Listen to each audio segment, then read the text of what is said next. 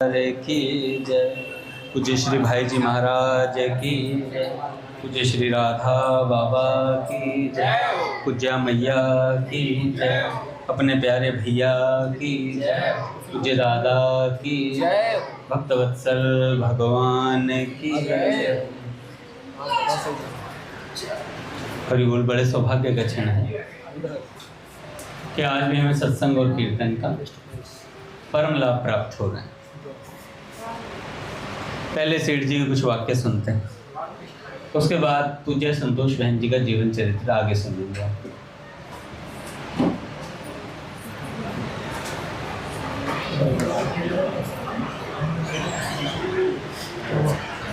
सेठ जी से किसी ने कहा,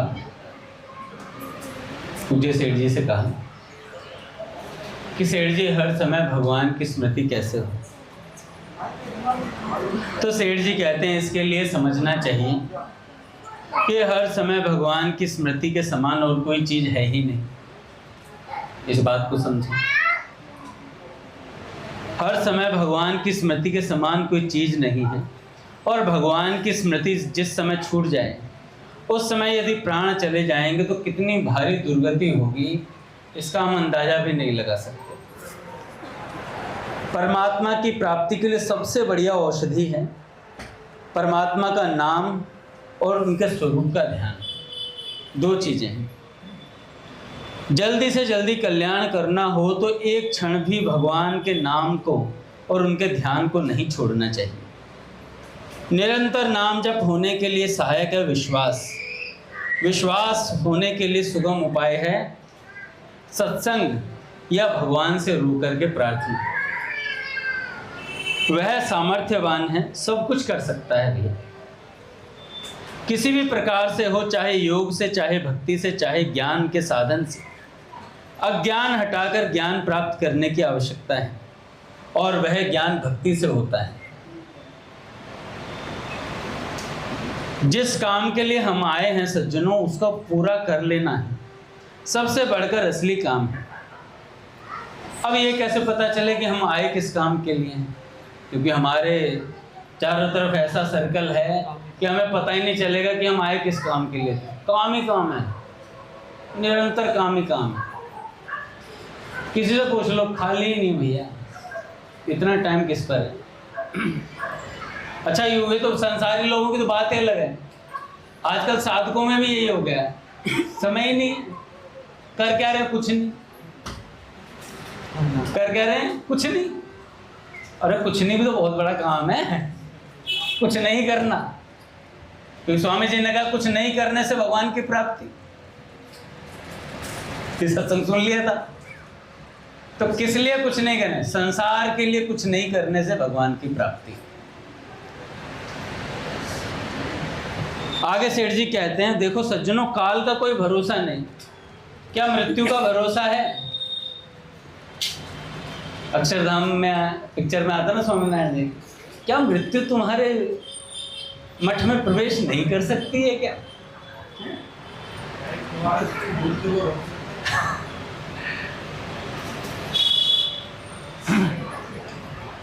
मैं दरवाजा नहीं दूंगा। चले जाते हैं मठाधीश क्या करके। तो काल का कोई भरोसा नहीं, मृत्यु कभी भी आ सकती है और किसी की भी आ सकती है। हमेशा मृत्यु दूसरों की नहीं होती है, कभी हमारी भी होती है। कभी क्या, स्वामी जी तो कहते हैं पल पल क्षण क्षण हम मर रहे हैं। पल पल क्षण क्षण हम मर रहे हैं। हम कहते हैं ना गिरिराज जी महाराज को श्राप लगा हुआ है, वो तिल तिल घट रहे हैं, और हमें भी तो श्राप लगा हुआ है भाई। हम भी तो तिल तिल मर रहे हैं, मृत्यु की तरफ अग्रसर हैं। इस बात का हमें पता नहीं है, और पता है तो हम जैसे कबूतर क्या करता है, जब बिल्ली आती है तो आंख मीच लेता है, तो बिल्ली है ही नहीं, और जब झपट्टा मार के उठा के ले जाती है फिर सब पता चल जाता है या नहीं है। बिल्ली ले गई। तो ऐसे ही भैया मृत्यु रूपी बिल्ली घूम रही है। आंख मत बंद करो, तैयारी करो बचने की। आंख खोल लो। आंख खोलने का भी साधन है। साधन छोड़ो, खुलवाई भी जाती है। खुलवाई कौन कर दी? खुलवाई भी जाती है। कौन खुलवाता है? ये संत बैठे हुए आंख खुलवाने के लिए भी। हम कई बार क्या करते हैं, अक्सर सभी करते हैं, मैं भी वो करता हूँ, मतलब जैसे कोई शास्त्र में कोई बात दिखती है ना मुझे कि मेरे अनुकूल नहीं बैठेगी, तो उसे पढ़ता ही नहीं हूँ, क्योंकि पढ़ ली तो अपराध लगे, पढ़ ली तो अपराध लगे, इसे पढ़ ही मत। बिल्ली है, आंख नीचे लो, पता ही ना चले। तो ऐसे ही हम आंख नीचे हुए बैठे हुए हैं कि भाई मृत्यु आएगी, मैं तो आंख नीचे लूंगा, मेरे को कुछ नहीं कहेगी, पड़ोसी को उठा ले जाएगी, पड़ोसी को उठा ले जाएगी। ऐसा है नहीं, मृत्यु आएगी और भैया निश्चित समय पर आएगी और उठा के भी ले जाएगी। एक नामनिष्ठ संत थे, अयोध्या में थे वो के, और वहां पर ना उनके कई बीघे खेत थे, और उसमें ना एक आदिवासी मतलब समझ लो व्यक्ति काम करता था खेतों में, और वो मठाधीश थे। तो मठाधीश बड़े अच्छे थे, क्या करते थे, अपने खेत में काम करने वालों के लिए ना वो ले आते थे, घर से प्रसाद बना करके ले आते थे बिना प्याज लहसुन का, और भाई सब खेत वालों के लिए लेके जाते, जो भी मजदूर काम कर रहा होता सबके लिए लेके भी जाते थे। एक दिन देखा महाराज, एक मजदूर वहीं थोड़ा सा तालाब था तो उसमें से मछली पकड़ के खा रहा था। तो उन्होंने देख लिया, उन्होंने कहा कि भाई ये क्या कर रहे हो? अरे महाराज मच्छी सबसे अच्छी। तो उन्होंने, महाराज जी ने कहा भाई देखो मेरे यहाँ काम करना है तो ये सब नहीं चले, मैं तुम्हारे लिए इतना बढ़िया बढ़िया प्रसाद बना के लाता हूँ बिना प्याज लहसुन का। लोग तो तड़पते हैं, कोई शादी आए तो उसमें बिना प्याज लहसुन, वो भक्त की शादी आए हैं, अभी आ रही है 3 जुलाई को, देखना फिर डेट भी बता दी ना, डेट तैयार रहेंगे ना, कपड़े वगैरह सरोजनी मार्केट वगैरह से जा सकते जहाँ से लाने लेंगे भाई।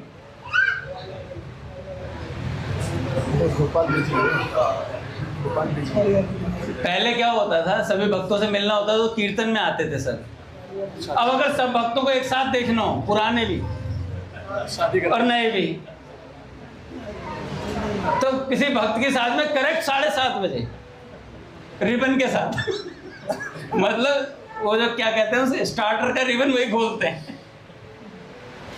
तो भक्तों से मिलना हो, सब भक्तों से एक साथ मिलना हो तो किसी भक्त की शादी करवा दो, और प्याज लहसुन, बिना प्याज लहसुन वाला कैटरिंग गोपेश या विदुर जी वगैरह की होनी चाहिए, इससे पक्का यकीन हो। और नहीं भी हो तो हम पूछ लेते हैं हलवाई से, बाहर वाला हलवाई कह देता है ना माँ कसम नहीं डला हुआ, अब वो झूठी खा जाए बेचारा डर के मारे। तो भी हम बस, अरे मैं पूछ के आया हूँ भाई, है ही नहीं, दिख रहा है कहीं ऊपर से प्याज दिख रहा है, खा लो कोई बात नहीं। अच्छा उदाहरण, एक भक्त से मैंने कहा राजबिहारी भैया, मैं कहा भाई वहाँ प्याज लहसुन था बाकायदा, पता है हमें उस बारे में। अरे अंगद जी आप इस तरफ ध्यान मत दिया करो अरे खान दो ना यार, तुम्हें क्या दिक्कत हो रही है, तो मत खाओ। मैं कहा ठीक है भाई, प्याज तो औषधि है।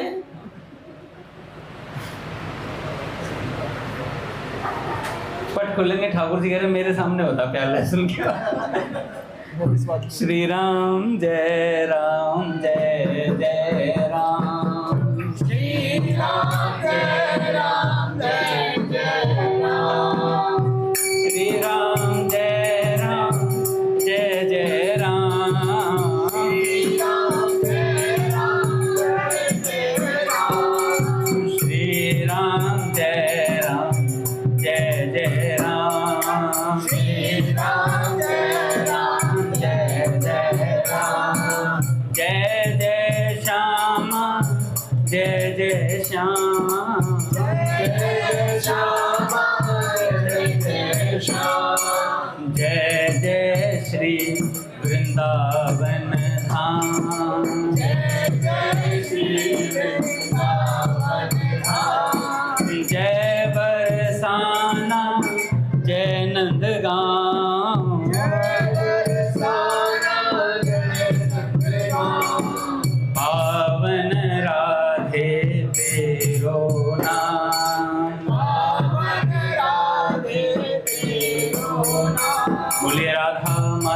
सरकार की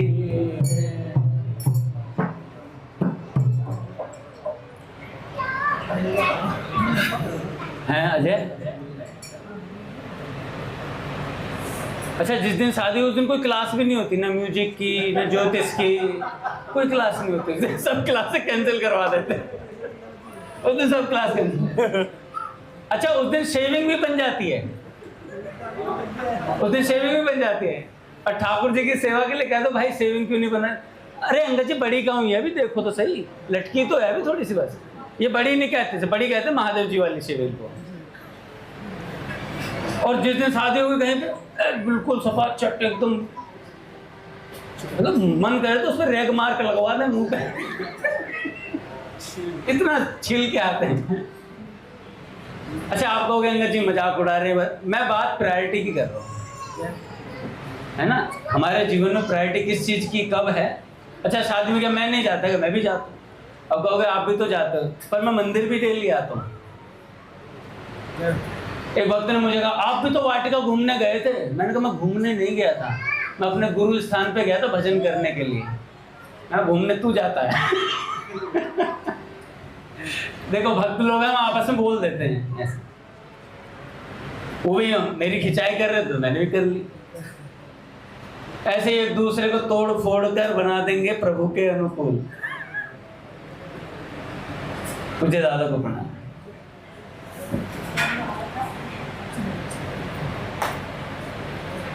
तो दादा बात चल रही थी विवाह की।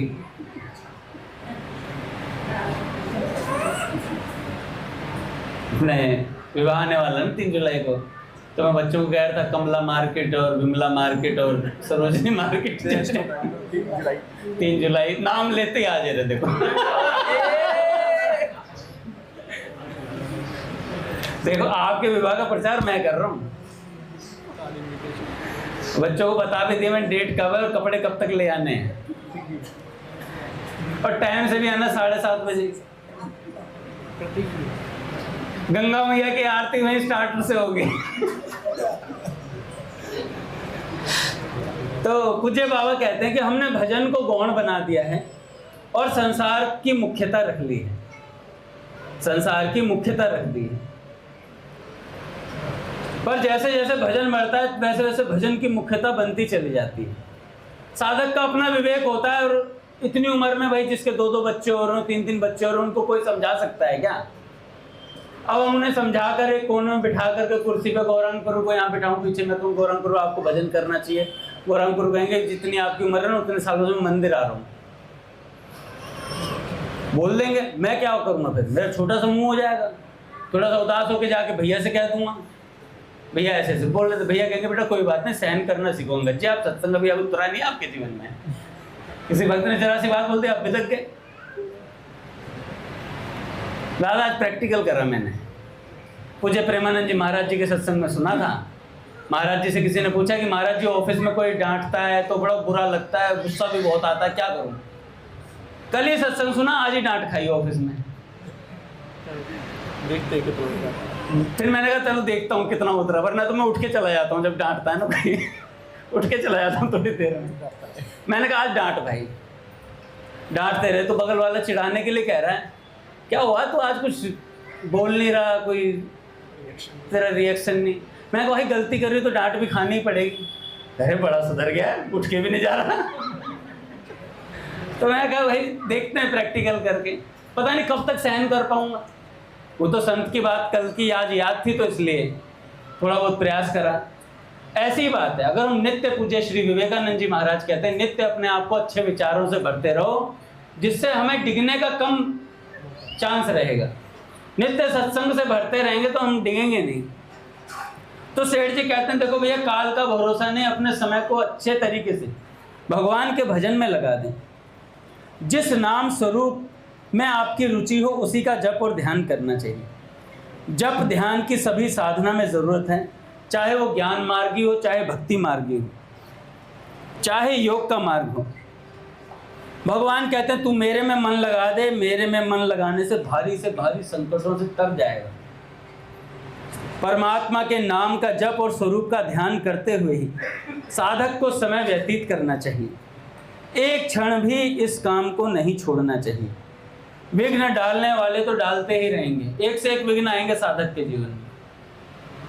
बार बार आपके सत्संग को छुड़वाने का प्रयास किया जाएगा, आपके ही मन द्वारा, कोई बाहर का नहीं प्रयास करता है।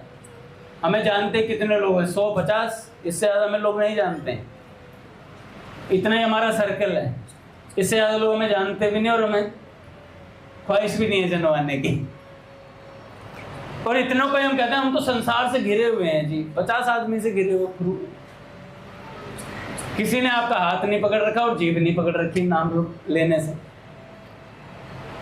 तो विघ्न डालने वाले डालते ही रहेंगे, किंतु अपने को उन विघ्नों में अटकना नहीं है, खूब जोर से चलना चाहिए। भगवान की हम लोगों पर बहुत कृपा है, जो मनुष्य जन्म मिला, ऐसी कृपा होकर भी हम भगवान की प्राप्ति से वंचित रह जाएं तो हमारे लिए लज्जा की बात है, दुर्भाग्य की बात है। गोस्वामी तुलसीदास जी महाराज कहते हैं, ऐसा मौका पाकर भी जो भगवान की प्राप्ति नहीं कर सका वह मूर्ख निंदा का पात्र है। जिसका संग करने से अच्छे गुण आए, भगवान के भजन में मन लगे, सत्संग में मन लगे, उसका संग करना चाहिए। अपने लिए तो वह महात्मा ही है भैया, जिसका संग करने से हमारा भगवान में मन लगता है। किसी के अवगुणों की तरफ ना तो ध्यान देना चाहिए और ना आलोचना करनी चाहिए।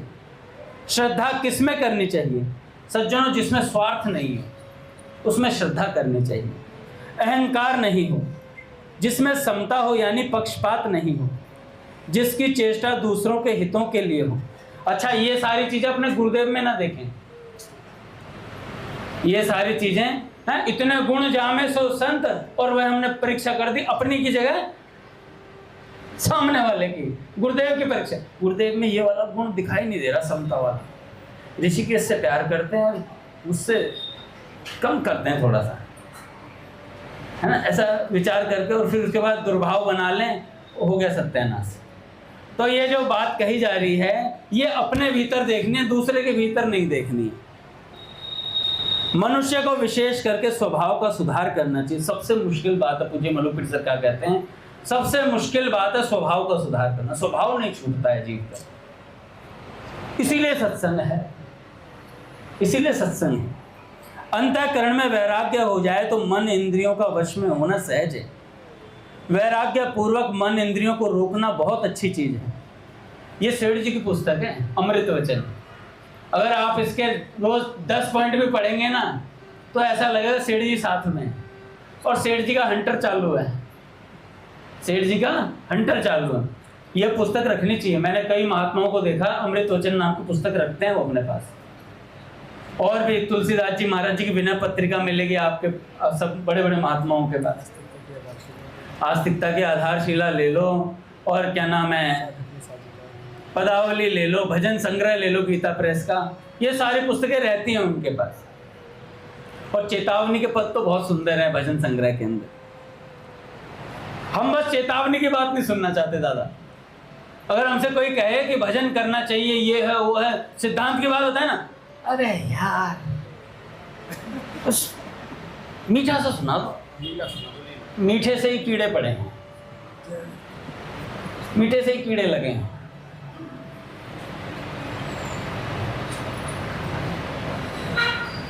कब नहीं लगेंगे कीड़े? जब सिद्धांत का बाड़ा चारों तरफ होगा।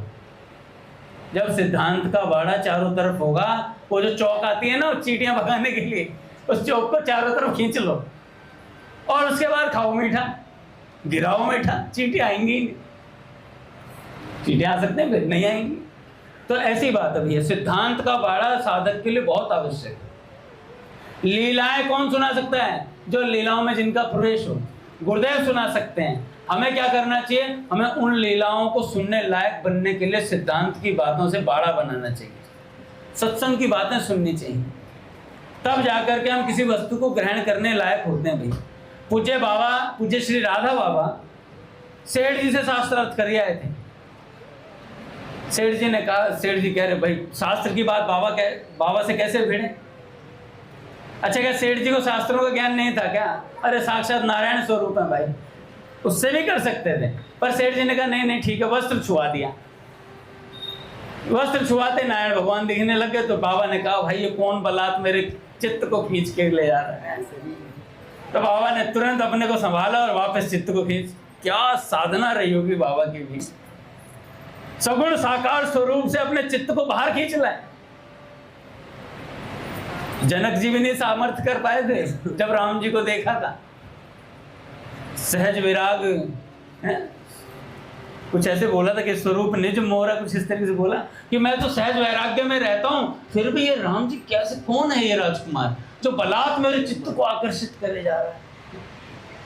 मधुसूदन पाद सरस्वती जी ने कहा कि कृष्णात् परम किमपि तत्वम अहम न जाने, कि मैं श्री कृष्ण के अलावा किसी तत्व को नहीं जानता। श्री कृष्ण को देखने के बाद ऐसा बोला उन्होंने। पूज्य प्रेमानंद जी महाराज कह रहे थे अगर श्री राधा जी को देख लेते तो बोराए बोराए घूमते श्री जी को देख ले तो बोराए बोराए घूमते। अभी तो श्री कृष्ण को ही देखा था।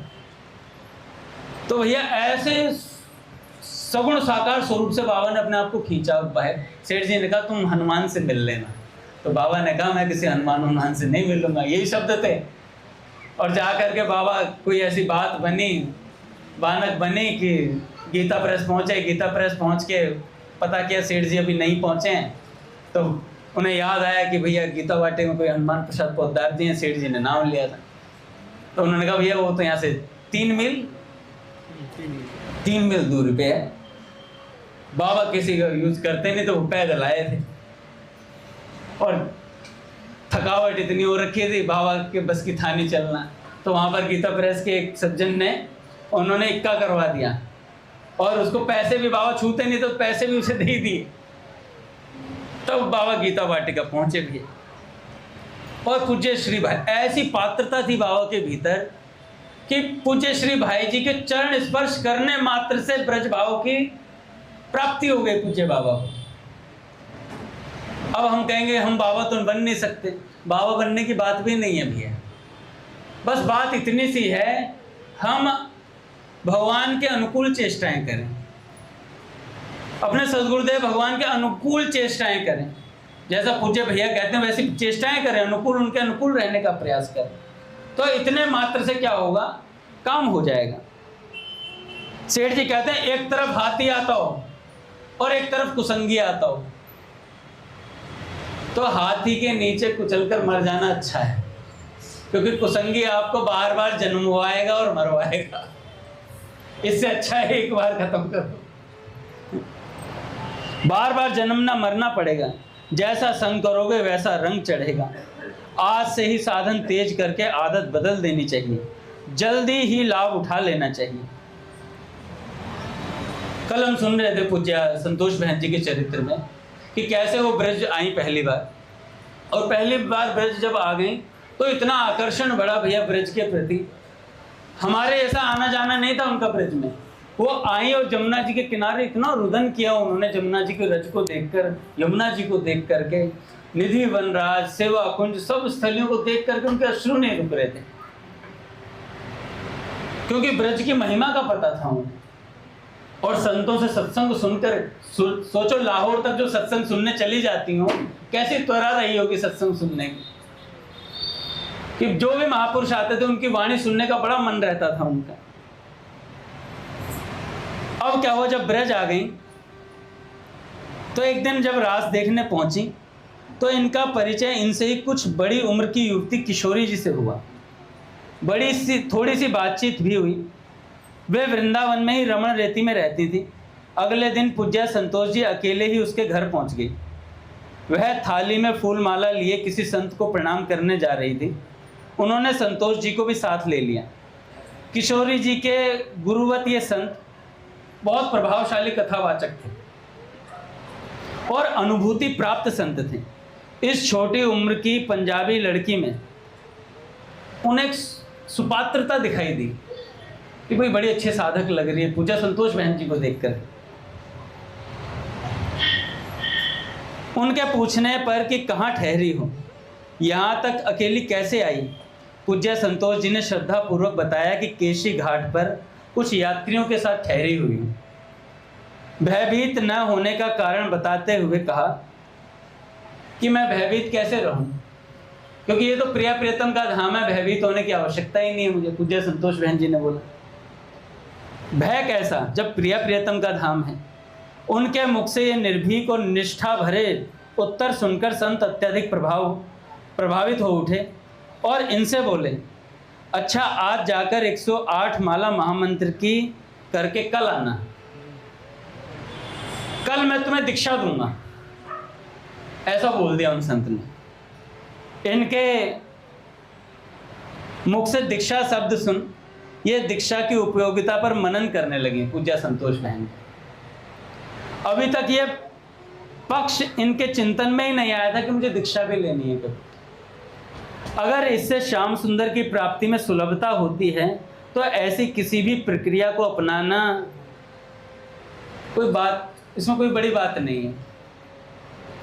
पर उस संत के मुख से निकले ये वचन कि धुन की पक्की थी ही।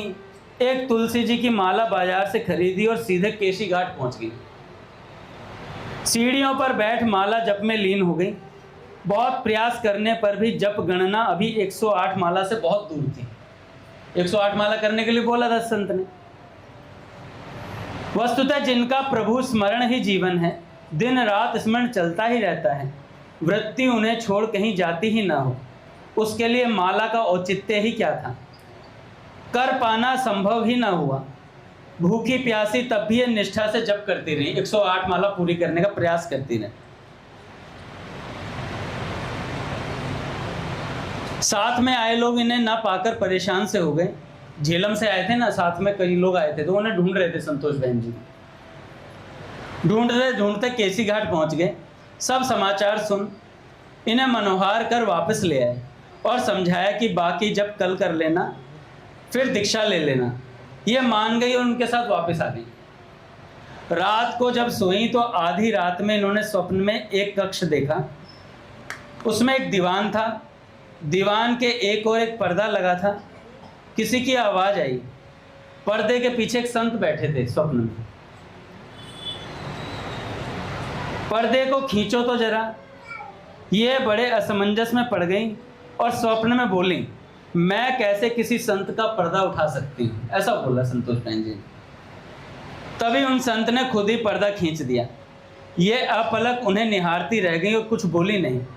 वे खुद ही बोले, कभी कभी कोई मेघ, कोई घटा आंधी तूफान की तरह गरजती आती है पर बिना एक बूंद बरसाए लौट जाती है। पर कभी ऐसा भी होता है कि तुम सोए रहते हो और कोई बदली चुपके से आ सरस वृष्टि कर जाती है। यह कुछ समझ न सकी और बोली, बाबा मैं कुछ समझी नहीं। उन संत ने कहा, मन का ठीक बजाओ, मन का ठीक बजाओ। इनकी तब भी अबोध सी मुख मुद्रा देख बाबा ने सीधा सा निर्देश दिया कि उन संत के पास कल दीक्षा के लिए नहीं जाना है। तुम्हारी गुरु श्री राधा ही हैं। इनका स्वप्न टूट गया, भोर हो चुका था। स्वप्न के इस आश्वासन भरे आदेश से वह जप की पूर्ति या दीक्षा की बात छोड़ अपने साथियों के साथ ब्रज के दर्शन के लिए निकल गए। उन्हीं दिनों इनका श्री बांके बिहारी जी से परिचय हुआ। ये बांके जी कौन थे? ये श्री बांके जी एक संत हुए ब्रज के अंदर। आप संभ्रांत कुल में जन्मे उच्च शिक्षित वकील थे। श्री कैलाश नाथ काटजू के साथ इलाहाबाद कोर्ट के में वकालत करते थे। भगवत प्रेमी बांके जी सन 1940 में एक बार संयोग से श्रीधाम यात्रा के लिए आए तो बस हमेशा के लिए ब्रज के होकर रह गए। लगन इतनी थी कि घर बार नौकरी सब कुछ सहज ही छूट गया बांके जी का। आप काले बाबू की कुंज के पास ही यमुना तट की ओर वाले चबूतरे पर सारा दिन पड़े रहते थे और भजन करते रहते। नाम जप और संकीर्तन ही बांके जी का भजन साधन था। कहते हैं आपको यहीं श्याम सुंदर के गोचारण से आवनी के दर्शन हुए थे। गोचारण से आते हुए श्री कृष्ण इन बांके जी को दिखाई दिए थे। तब से ये यहीं पर पड़े थे, यहाँ से कहीं जाते नहीं थे और भजन करते रहते। और विद्वत्ता तो थी ही, उस पर भक्ति का संपुट लग जाने से शीघ्र ही वैष्णवों की अग्रिम पंक्ति में श्री बांके जी आगे जल्दी से। उस समय के सभी सम्मानीय रसिक संतों से उनका परिचय ही नहीं, घनिष्ठता भी रही। उनके संकीर्तन में वातावरण से पूज्य संतोष जी को भी आकर्षित होना पड़ा। ये उनसे बहुत छोटी थी पर सुयोग्य सुपात्र थी। निर्मल मन और प्रभु प्राप्ति की त्वरा पूज्य संतोष बहन जी के चेहरे से दिखती थी। आपको याद होगा कि पूज्य संतोष बहन जी के विवाह का प्रसंग आता है। विवाह के लिए घर पर आ गए तो इनकी सहेली ने कहा, ये छत पे खड़ी थी, इनकी सहेली ने कहा कि देख तेरे को देखने के लिए ये लड़का आया है, देखने के लिए आया। तो पूज्य संतोष बहन जी बहुत घबरा गई थी क्योंकि वो भजन करना चाहती थी। अच्छा, जाते ही इन्होंने अपने माता पिता से बोल दिया कि मैं भजन करना चाहती हूँ, मैं विवाह के चक्कर में नहीं पड़ना चाहता। फिर भी इन्होंने सोचा अगर ये स्वरूप रहेगा इतना सुंदर तो कोई ना कोई देखने आता ही रहेगा। उन्होंने क्या किया, कांच को तोड़ करके उसका चूर्ण बना लिया और चूर्ण को मुंह पर रगड़ लिया।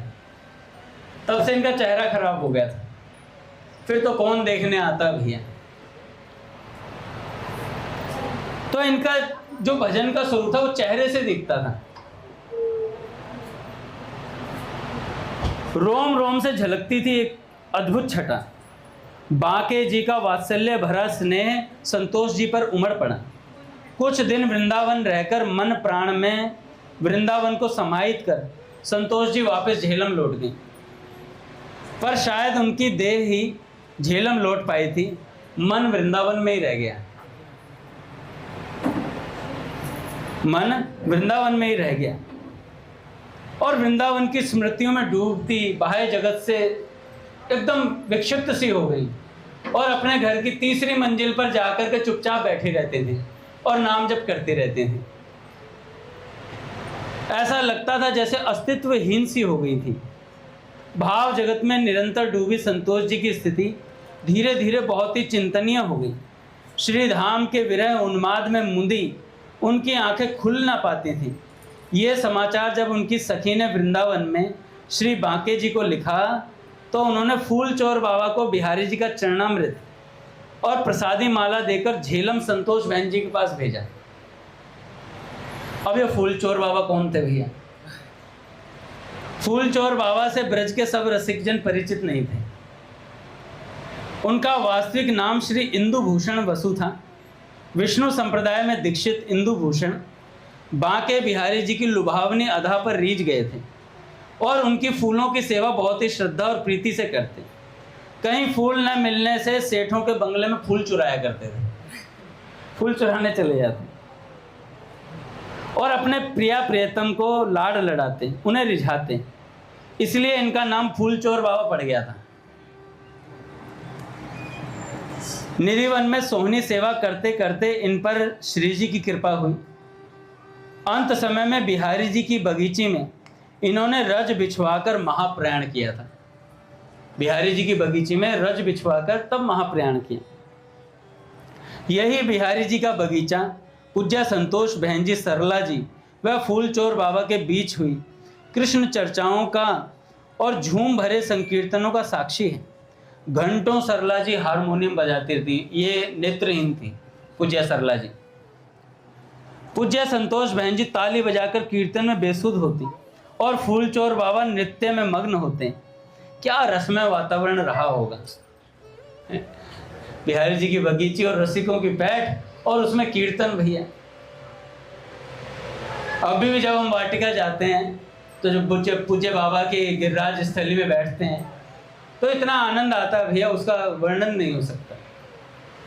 नेत्र बंद करते पूज्य ठाकुर जी, पूज्य बाबा की वो चेयर जिस पर बैठते हैं बाबा, वो सामने आ जाते पूज्य बाल कृष्णदास जी महाराज।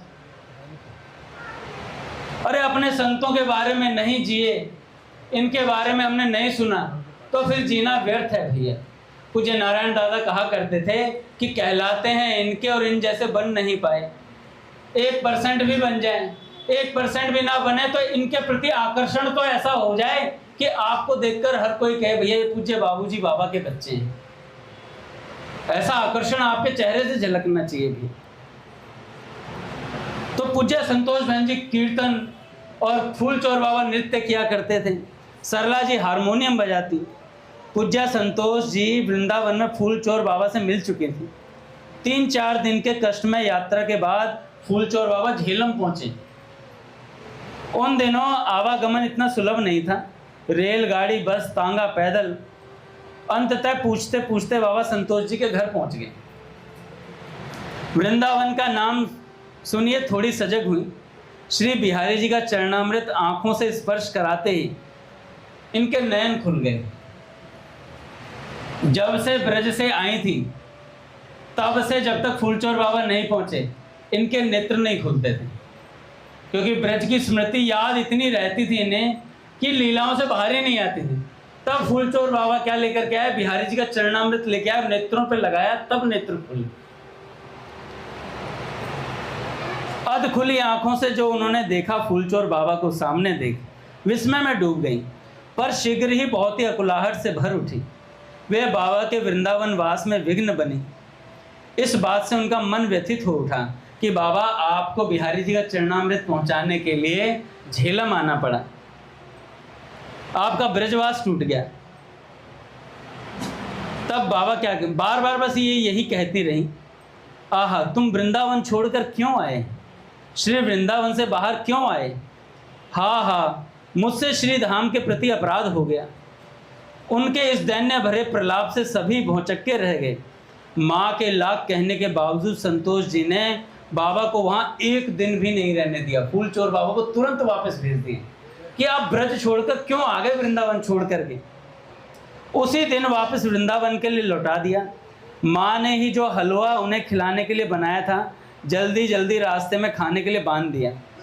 आहा, कैसी सतर्क सावधान साधक थी संत शिरोमणि पूज्य संतोष जी।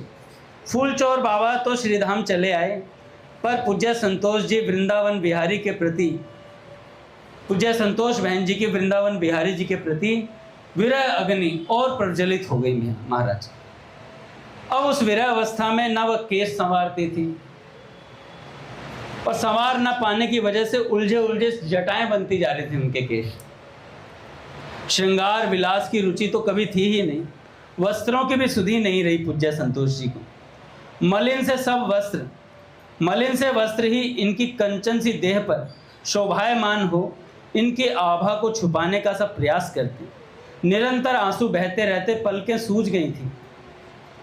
कपोलों पर अश्रुधारा के निशान, नैनों की लालिमा अंतर मन की दशा को झलका देते। अब ये अनमनी सी रहने लगी। निरंतर सजल नेत्र, विचित्र सी व्यथा, भावों को प्रकट भी नहीं कर सकती थी और सहना दुस्तर था भी। आगे इनका विरह हम कल सुनेंगे महाराज। समय आरती करें।